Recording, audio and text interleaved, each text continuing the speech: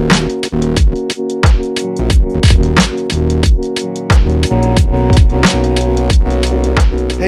hola mi amigos, welcome back to another Screw Toy action figure review. Today we'll be looking at the Medicom toys Mafex the Mighty Thor.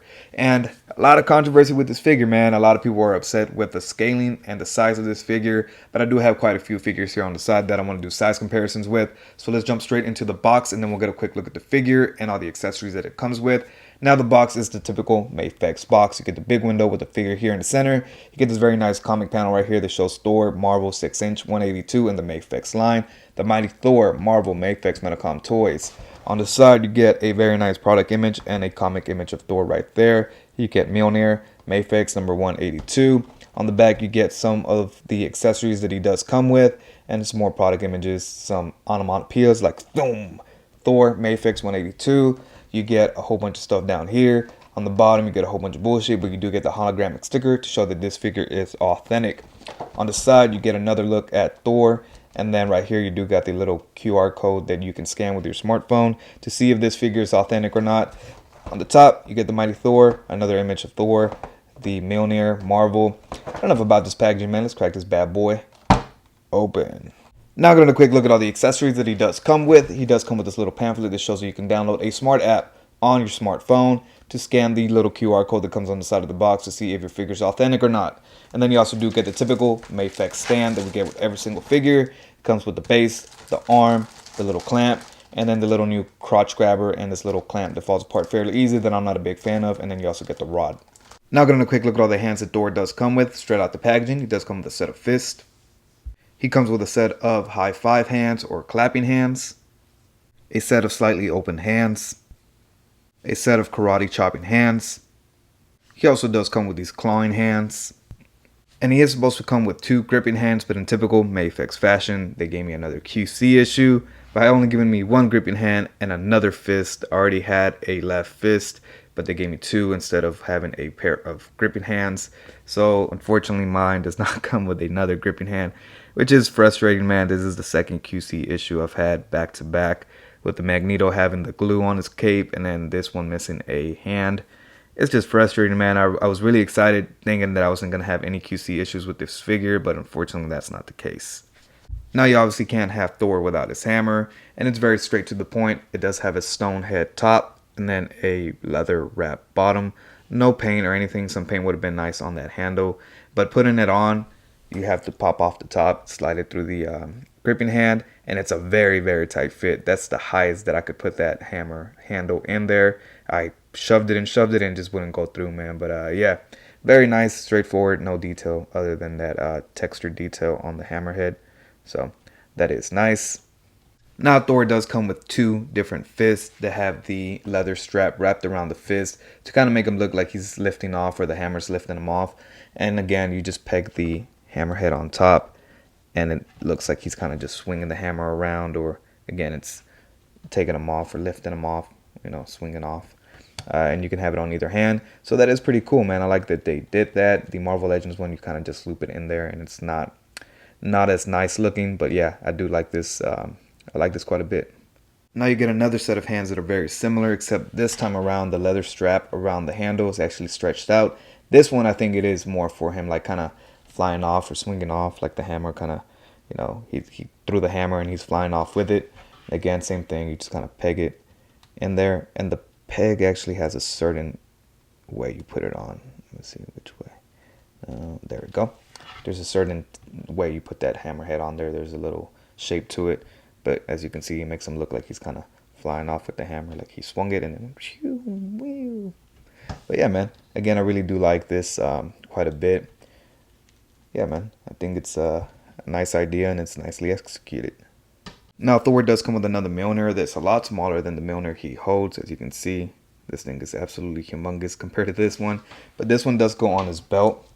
And it comes with this little tab right here. You can slide it out, as you can see. It does come with a little tab. And the easiest way I found to put this on, instead of trying to kind of like forcing it, oh, well, I guess you can put it like that. But I don't want to scrape my figure, sorry, not my finger, my figure or anything. I don't want to scrape it up and scuff up the paint. So I pop the torso off, slide it in, and then pop the torso right back in. And it kind of stops it from scraping any of that paint off or anything. So yeah, man, I really like it. I think that the little tiny Mjolnir is really cute. And then it's the same as the larger Mjolnir. It pops off from the handle, and then you can pop it back on, and you can see that, yeah, these two are completely different sizes. You get a baby Mjolnir, and you get a huge, large Mjolnir. Now, Thor does come with two different head sculpts. This first one being a very neutral and stoic head. Now, he does look a little bit pissed off, but, it's pretty calm and relaxed. The wings look very nice. You get that nice blue wash throughout the wings. And then he does have that little pointy horn on top of his helmet. And then the hair has a nice wash on top of that yellow plastic, so it won't look so flat. But overall, it's just really nicely executed. You get some paint on those lips, so it doesn't look just like flat skin right there. The eyes are nicely punched in there, and as well as the eyebrows. Overall, man, a very solid, classic looking Thor head sculpt. But he also does come with a battle ready Thor. As you can see, he's fairly pissed off. His teeth are gritted. He's ready to punch you in your stupid ass face. But yeah, man, I really do like this one just as much as I like the first one. I don't know which one I like better, man. I think this one might be my favorite. I don't know, man. I kind of like that neutral one, but this one also does look nice. But both of them are equally as good. Same thing with the wings. You get that blue paint in there to bring out those details. The hair as well has some of that wash throughout it to kind of give it that, not flat looking hair. But yeah, overall, solid 2 head sculpts. Now, I do wish that he did have an unhelmeted head. That would have been nice, but unfortunately, we did not get that. So he's always stuck with this little helmet on. And the last accessory that does come with Thor is this spinning Mjolnir effect. And we've seen something similar to this with the Endgame Captain America, bringing this in. As you can see, it is different. You get a darker wash here in the middle, and then some of those designs from the MCU Mjolnir. But yeah, man, this one is executed a lot better than this one. He can actually hold it, grip it. It doesn't fall off his hand or his wrist. Now, I wouldn't put it like this for a very long time, as that is putting some stress on that peg, that wrist peg. But yeah, man, he can hold it fairly easy. The wrist doesn't pop. Oh, I said the wrist doesn't pop off, and there it goes flying off. But it doesn't pop off nowhere as easy as it does on that Endgame cap. Like he can hold that fairly well, man. That thing's not going anywhere. It does come with the same little base stand that came with the spinning Mjolnir effect with the Endgame cap. But again, I don't think you really need it unless you're kind of scared to break that wrist peg. But yeah, man, executed a lot better than this one right here. So looking at these two together, this one is smaller as well, and they feel about the same weight. This one may be slightly heavier, but not much. But yeah, as you can see, very similar, but this one's done a lot better. And here we have Thor, and right off the jump, man, this figure is amazing. When I took him out the packaging, I could just feel the quality of this figure. It's a great figure, man. The quality, the paint, the accessories. Now, that little QC issue with the hand, having a duplicate of the hands is a little bit annoying. I wish that I would have got the right sets of hands. But still, with that on the side, this figure overall is amazing. I mean, anywhere you look at this figure, you're going to be like, damn, man. That head sculpt is nice. Again, we looked at the wings on the head. They are painted to bring out those details. The paint on the face looks good. And then I love the matte finish on the thighs, on the upper torso, and those silver discs are nicely done. No sloppiness anywhere, man. That paint doesn't bleed over onto the black or the black onto the silver. The belt looks nice. The little buckles painted on there very nicely. The cuffs are sculpted onto the hands, so you don't have to worry about them falling off or anything. And again, those are actually painted really nicely as well. No paint bleeding through. And then the paint on the blue portion of the legs looks really nice. I just really love that matte finish, man. I'm a sucker for matte finishes on figures. I hate when any character is, wearing cloth and it has that super shininess to it, because it just kind of makes it look unrealistic. So I love that they gave him a matte finish to those pants. And then the boots as well, you get that matte finish with the black being a little bit more glossy, which makes sense because there's leather boots. And then you get these matte finish straps around the boots. Now the straps are a little bit messy, as you can see some of that black seeping onto the black stripes, but it's nothing too horrible where, kind of catches you off guard or looks ugly. At a distance, you can't even notice it. And then you get some metal buckles right here on the boots that do look nice. On the back, not much going on. You do get some wrinkles sculpted in there. Now the cape It's very nicely done, man. This thing is just amazing. You get kind of that velvet feel to it. I don't know, something about this feels like really, really high quality cloth. And then you do get a wire running down the side and the bottom. And then this threw me off at first when you when I first took them out. It has this weird little branches right here. I don't know how to explain it, but right on the shoulder. I thought my cape was ripped at first, but it's meant for it to kind of have that little arch right here on the cape. You know how Thor is known to have that little weird cape that goes like over his shoulders. It doesn't drape on the shoulders, but it goes over his shoulders. And that's what that's for, to kind of keep that propped up throughout the whole time and it doesn't droop or anything. Which I'm not sure how I feel about that, man. It's kind of odd. I'm not sure if I like it or not. You can actually see the wires right there. They're exposed. So yeah, it kind of helps it keep the cape from ever laying down on the shoulders. But yeah, I'm not sure if I like that or not. It doesn't really bother me, but it's just kind of odd that they did it that way. I wouldn't have minded if it would just drape over his shoulders. I mean, if I bring in the box, as you can see, let me see, let's zoom out just a little bit, right there. As you can see, the cape kind of goes over, and I think that's what that's supposed to help it do. But I don't know, man. Kind of odd that they went that direction. Again, it doesn't really bother me if it would have been flat on his shoulders, but I get what they were going for. But again, the cloth is nice. Nothing too bad. But yeah, man, pretty straightforward. Now getting a quick look at his articulation. It's typical Mafex setup. His head is on a dumbbell joint with a separate neck piece that plugs into his upper torso. And you're not going to get any head movement up because that hair kind of just runs to his back. So that's a little bit unfortunate, man, that he can't really look up. He looks up a little bit, slightly, but not much. He does look down slightly, not much, because then that hair runs into his pecs. But it's just the design, man. You're not going to be able to get any head movement out of that head because of the hair design. I mean, I don't know how other way they could have done it. But yeah. And then you get some a little bit of head pivoting. Again, that hair runs into the shoulders. So no head movement, really. It does turn side to side, but not much. And then you get ball jointed shoulders that move out this much. And yeah, man, that's a great range right there. Nothing too bad there. And then you do get upper bicep swivel, double jointed elbows. And another thing I forgot to mention, that throughout his pecs and all these little crevices and, you know, muscle definition, you get another slighter, darker skin tone to really make that those muscles pop. So yeah, man, I really do like that quite a bit. And it's throughout his arms right here on his pecs. You can kind of see it a little bit better, a little bit darker there. So I really like that wash. Kind of just makes it look a little bit more defined, other than just being pale white skin. But yeah, you get double jointed elbows that bend in just about 90, because he does have that huge pec right there. And then wrist on a ball joint, they can hinge up and down, side to side. You can move it all around with that ball joint. And then he does have these beautiful butterfly joints that can shift his arm all the way up, all the way down, all the way forward. And then the joint actually extends out of his torso, but you can push it back in. Let's see. See how it kind of sticks out right there? And you can push it all the way in. See that?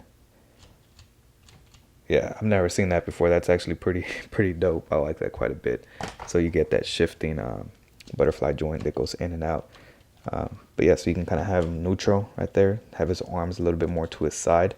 And then you can have him a little bit extended out to have that more of a bigger, bulkier look. But yeah, love that. Look at this. Psh, that's amazing. And then you do get the upper diaphragm cut that pivots to the sides. He can crunch forward, back a whole bunch. And then he does have a lower ball joint as well. So with those two, you can crunch all the way back, but then you get that big gap right there. And then you can crunch a great amount forward. And kind of getting that back into place. And then you can shift to the sides a great amount. And then he does have drop down hips that go down a great amount. And you can kick this much forward, which is a great amount. Decent amount back. Double jointed elbows, or I mean knees, not elbows. You do get some upper thigh shifting in there, so you can rotate almost halfway, man. That's pretty dope. Like I always say, I don't like upper thigh cuts. That looks ugly, kind of cuts into the design, looks unnatural. So I wish that more companies would go in this direction, where the upper thigh kind of just shifts instead. And, you know, it makes more sense to do that because in real life, your thigh doesn't have a mid cut, kind of just shifts from the upper hip. So again, double jointed knees. And then he does have a ball joint at the foot that goes this much forward, that much back. And he does have great ankle pivot with toe articulation. Now getting a quick look at some size comparisons. Here we have Thor next to the Marvel Legends Retro Card 20th Anniversary Captain America and the Mafex Invincible Iron Man. And this is part of the size comparison most people wanted to see.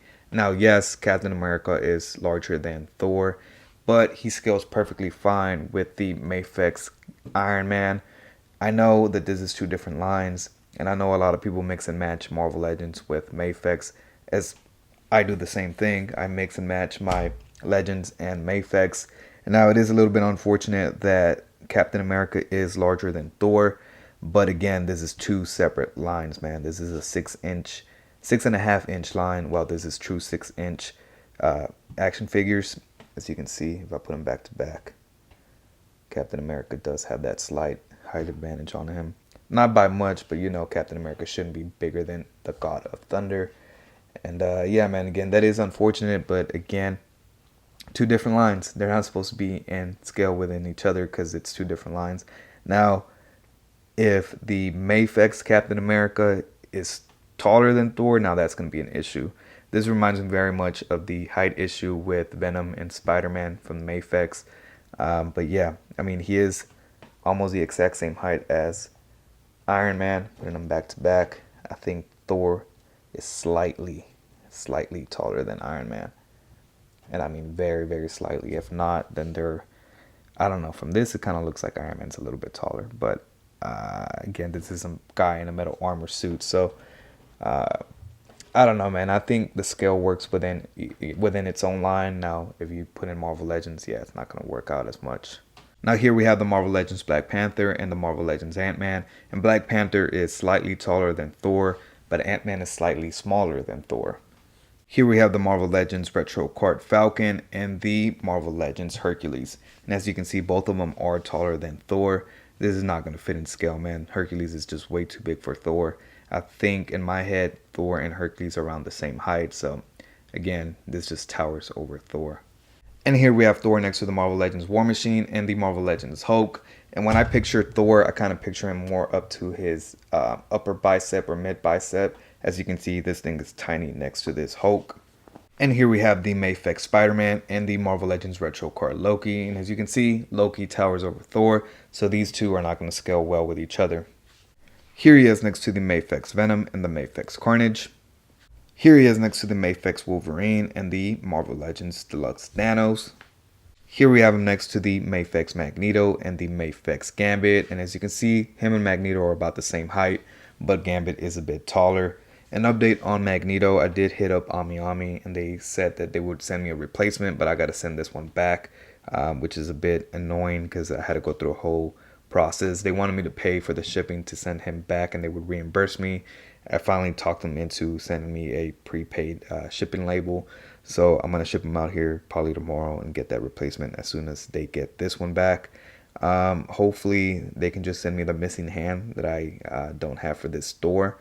And then, yeah, man, hopefully these QC issues stop with Mafex because this is back after back. I'm not really happy with that. So hopefully Mafex needs to tighten their QC a little bit better, because I've had no issues with most of the Mafex figures in the last year, but these two back to back is a little bit annoying. Here is next to the Marvel Legends Kang and the Marvel Legends Wonder Man. Here he is next to the Marvel Select Red Hulk and the Marvel Legends Retro Card Scarlet Witch. Here he is next to the SH Figuarts Endgame Hulk and the SH Figuarts Tobey Maguire Spider-Man. Here he is next to the Mafex Endgame Iron Man and Captain America. Here he is next to the Mafex Endgame Thor and the Mafex Infinity War Loki. And last but not least, just for fun, here we have him next to the Mafex Hush Catwoman and the Mafex Hush Batman.